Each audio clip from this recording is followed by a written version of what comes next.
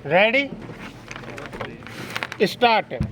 महोदय, बच्चों को जो ज्ञान प्राप्त हो वह अनुभव से प्राप्त हो, न कि केवल स्मरण शक्ति पर आश्रित रहकर रटाई द्वारा उन्होंने सोचा था। और उच्चतम शिक्षा शास्त्रियों का भी यही विचार है कि इस प्रकार से प्राप्त ज्ञान बच्चों में जागरूकता, कार्य कुशलता, स्वतंत्र भावना पैदा करता है, जो इस चीज के संग्राम में बहुत आवश्यक हो सकता है। दूसरा मौलिक विचार उनका यह था कि इस प्रकार की शिक्षा इस देश के लिए अनुकूल ही नहीं बल्कि अनिवार्य है।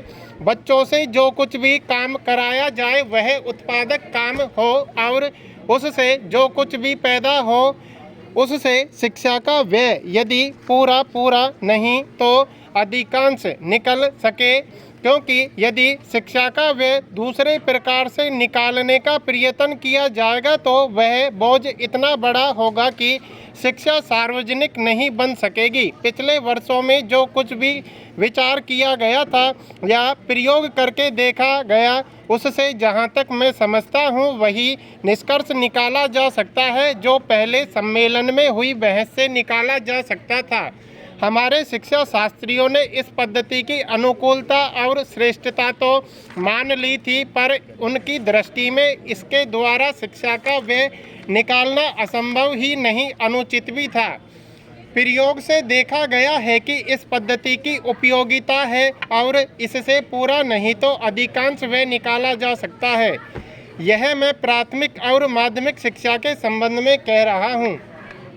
उच्च कोटि की शिक्षा के संबंध में अभी प्रयोग नहीं के बराबर हुआ है, इसलिए उसके संबंध में अभी कुछ भी कहना संभव नहीं है।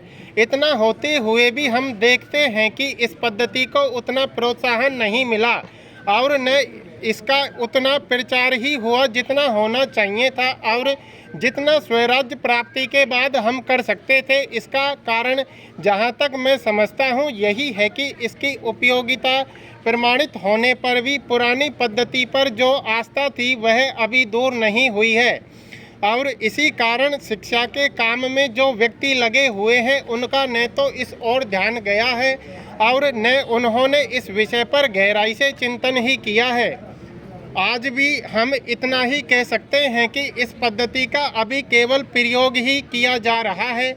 इसे राष्ट्रीय कार्यक्रम मानकर हमारी सरकार ने उसको चालू करने का निश्चय नहीं किया और क्रियात्मक रूप से कुछ करने की बात तो नहीं के बराबर ही है। उसका परिणाम यह हुआ है कि पुरानी पद्धति की संस्थाएं दिन प्रतिदिन बढ़ती जा रही हैं और शिक्षा पर सरकार जो कुछ भी व्यय कर सकती है या करना चाहती है उसका बहुत बड़ा अंश उस पद्धति को ही बनाए रखने में व्यय हो रहा है और इस पद्धति को बहुत कम प्रोत्साहन मिला है। मेरा अपना विश्वास है कि शिक्षा में मौलिक परिवर्तन अवश्य किया जाएगा।